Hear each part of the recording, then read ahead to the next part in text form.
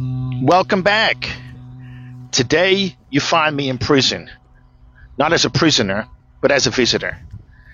This here prison is Shepton Mallet, and it was built in 1610, and it was closed in March 28th of 2013.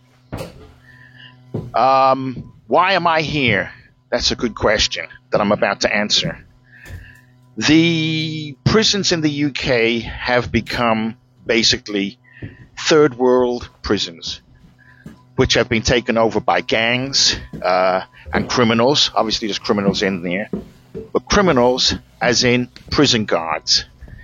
So if you don't know what I'm talking about, most of the contraband that goes into prisons these days are brought in by prison guards.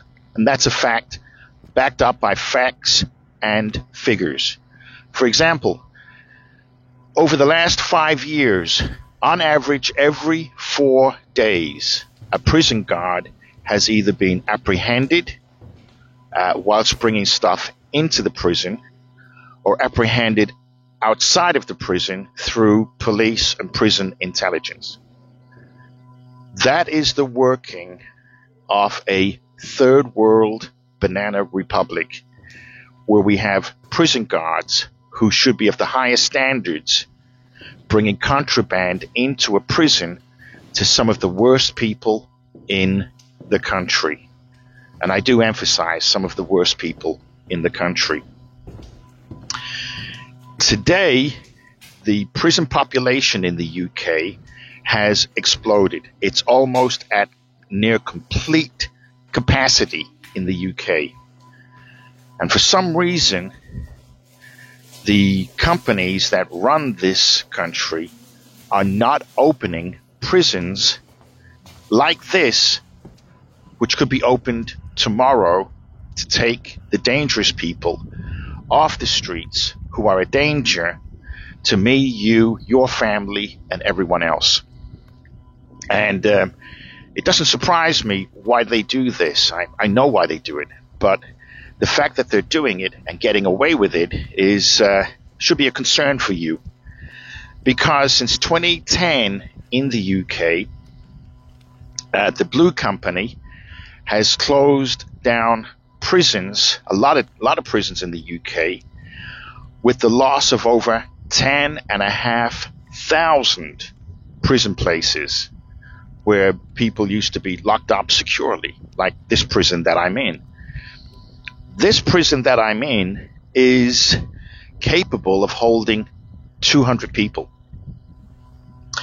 So I came here for the day, and to travel 150 miles to get here, it took me 6.5 hours just to get here. Just let that sink in. 150 miles, 6.5 hours.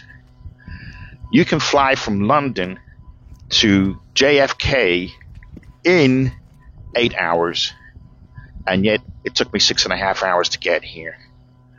Road work, after hold up, after traffic congestion. It's just, if you run a transport business in the UK, how are you making any money? How are you making a profit here? Because the country's just at a standstill. Anyway, I digress. I'm getting off the point. The prison here, as you'll see from the video, there's no reason why this prison should not be reactivated and put back into use today, right this second. And the other prisons, which have been closed down too. We have a crime epidemic in the UK, which is quickly becoming basically a dangerous third world country. Some people won't like me saying that, and I understand it. And they think that it's offensive. And it is offensive, really, because you've let that happen. You've let these people, these dangerous criminal people, control your streets, and now they're controlling your prisons. Prime example. There is a certain religious group of people which are running certain prisons in the UK, and some of those prisons are actually maximum security prisons. They seem to be running the show. And as I've said before, just when I started the video, it's the prison guards bringing in most of the contraband. The ones who should be protecting me and you are placing us in more danger from the people that the police and the courts have decided they must be locked away to protect us from them. And the prison guards are bringing in stuff to them, such as phones and contraband, making my safety, your safety, even more compromised because of their actions. It's hard to comprehend, because 20, 30 years ago, a prison guard wouldn't do this, and if it did, they would be severely dealt with. However, over the last number of weeks, they're not getting the punishment that they should be, and I think we know this. However, I just want to point something out here to you in regarding to this room. This is the execution chamber. When I went in here, I was by myself, and I got to a certain part of the chamber where I felt that I wasn't alone.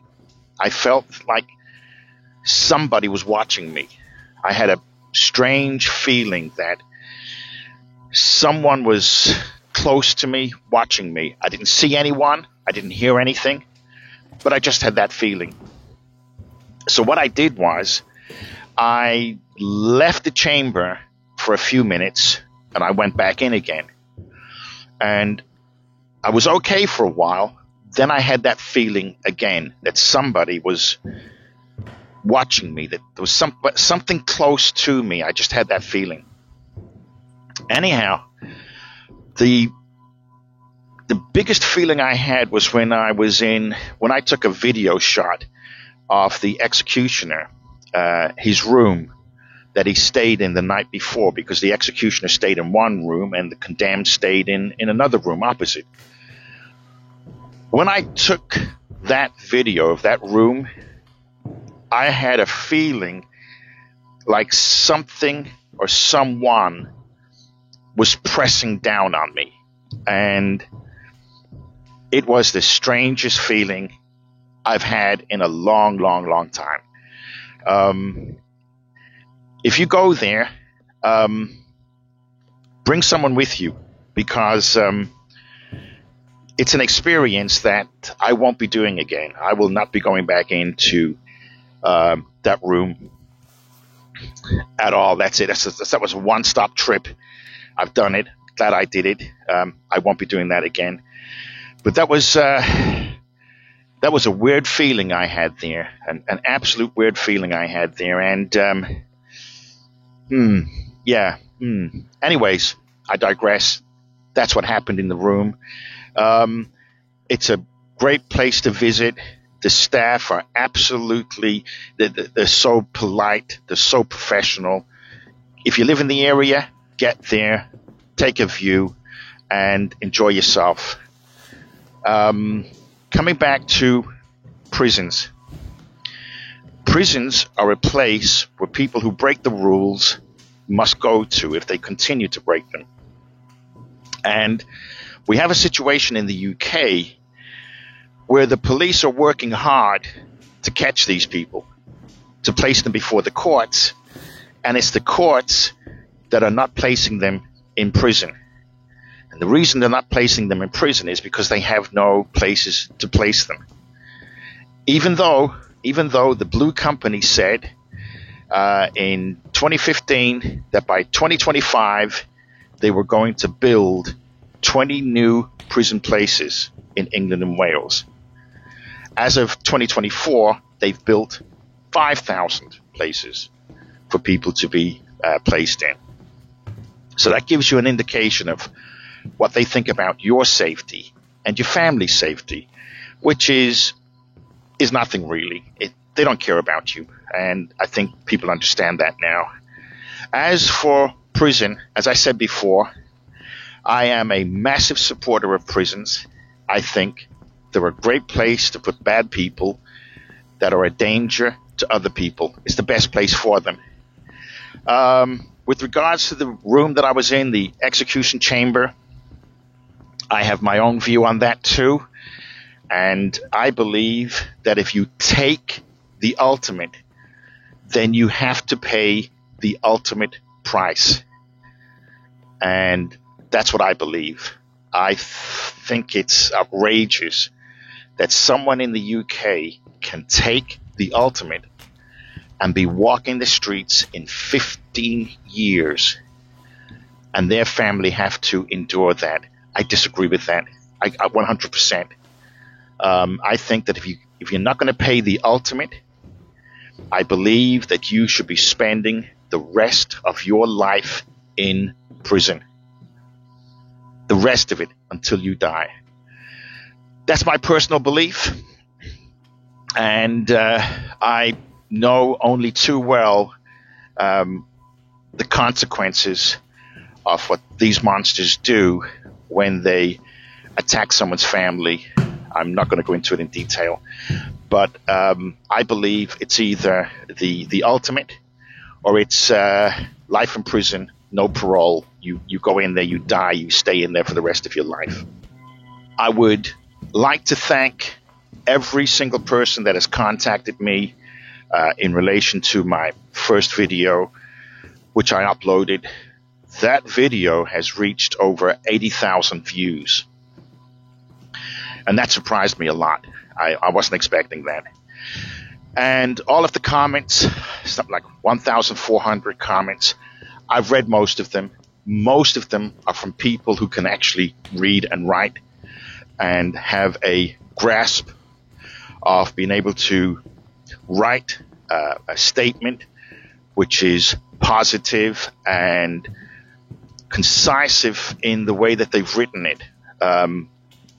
Some people have contacted me, just a few who've been offensive, but you're going to get that anyhow. But on the whole, most people have contacted me in a positive way, even people who have disagreed with me. And in a democracy, it should be, I disagree with what that person says, but I will fight for their right to say it. That should be the conditions in a real democracy. I'd like to thank every single one of you for writing to me. I appreciate it 100%. Unfortunately, at the minute, I cannot respond to you for some reason. Maybe it's because it's a new channel. I don't know. But thank you anyhow. I appreciate it. Okay, so I've been back in the UK for about 3 weeks. 4 days of that, I had to go to Paris. And Paris, as you will be aware, is not a safe city any longer. It is a very dangerous third world city to live or even to visit. I would not recommend it, not by a long shot. And talking about third world cities and countries, a lot of people have contacted me angrily about my opinion on how the UK has gone. And I'm sorry about that. I don't mean to be offensive to you. It's not the point. The point is the fact is that the UK has become, in large places, just like America, third world cities, towns, and counties, and eventually the country itself will become a third world country. Because the people you vote for are turning it into a third world country for their reasons and for the people who actually own them.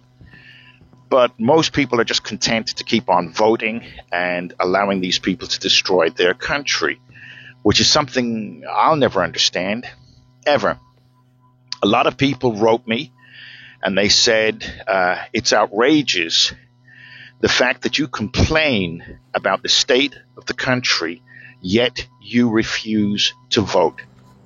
That is correct. I have never voted in my life. I will never vote in my life, ever. Not for these people. Not for these elite people. Never. They will, in time, destroy England and Europe. And they will destroy you, your family, and everything you've ever worked for. And they'll do it gladly for the people who are paying them to do it. So no, I will never vote. If you vote, that's your choice. But you're only voting to destroy your own country. And that's my stance on that. But like I said, I accept your right to vote. You have to accept my right not to vote. Case in point, the Irish have just had a circus, and it seems that the companies that they removed have now coming back into office again. And those companies in Ireland are destroying Ireland to the point that by 2050, which is only 25 years away, the Irish will be a minority by 2050 in their own country. And if that's what voting does for you, you can keep it. I have no, like I said, I've got no interest in these people. These people are out there to destroy you, and in the end, they will destroy you. On that note, all I have to say is that my name is Gabriel. I am a man with a camera and a point of view. I hope you enjoyed, and I'm going to have some more videos for you this week. Thank you.